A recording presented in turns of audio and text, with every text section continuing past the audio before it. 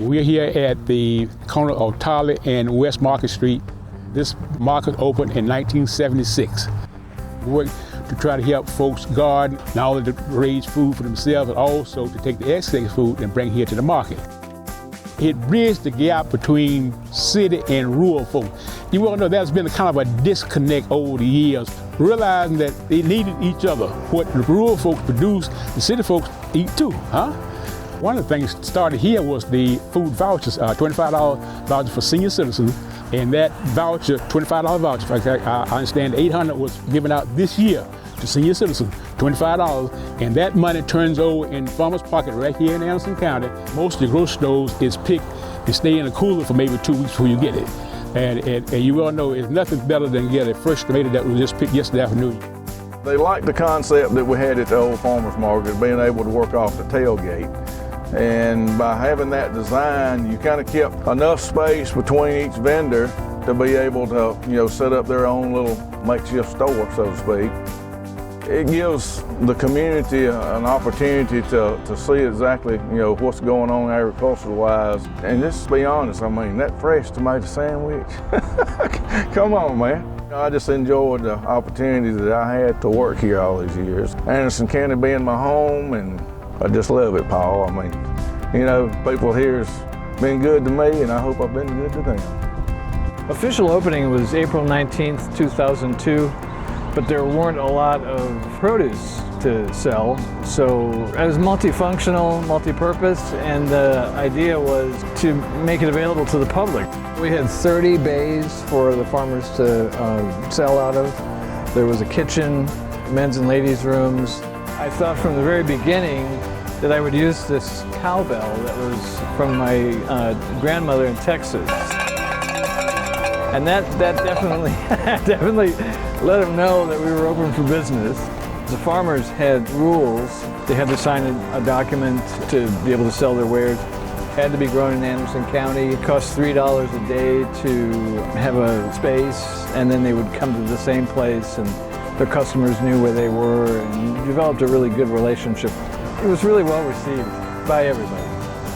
Tell me the story about how he got involved with the farmers market and selling produce uptown. Herb Merritt, who was the county agent at the time, came to him and said, let's have an Anderson County farmers market. Would you start it? Where did he first start selling in downtown?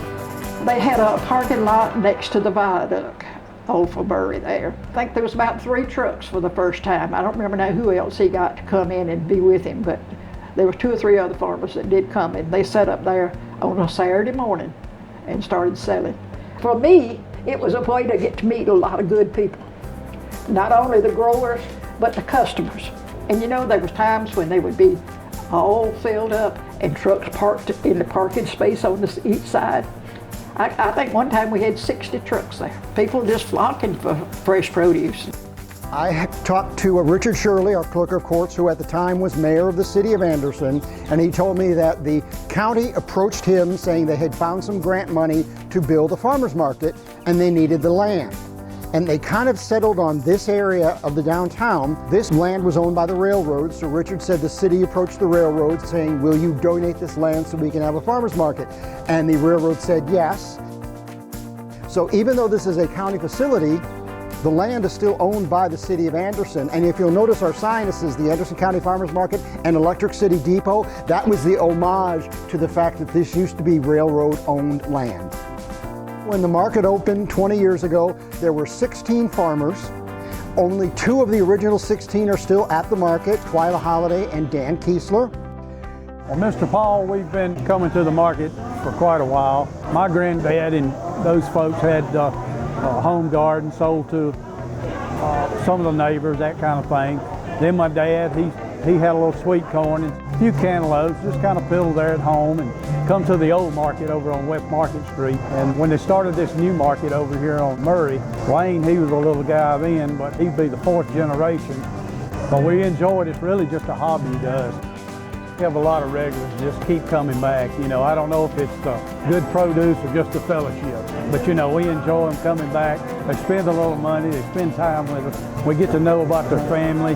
We find out things that we wouldn't see any other time during the year if we didn't come up here at the farmers market. And it's just so much fun up here.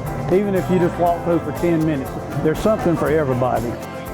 I had an interesting conversation with Twyla. She actually scouted out the market in terms of what were the easiest spaces to back into. And the space she got, which is I think 26, she still has it as a day, but what they did is they had a lottery.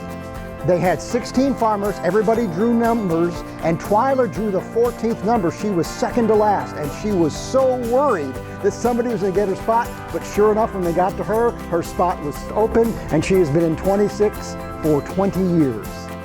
How does it feel to be one of the patriarchs of the farmers market? Well, it's good and bad. You know, I've come to the realization that I am the oldest vendor up here, which means I'm getting old, but it is a privilege to be able to come here all these years. I love seeing my customers year after year, repeated customers. It shows that farming matters, agriculture matters. So our county has a track record of getting onto something and staying on it, and the farmers market is a very good example of that.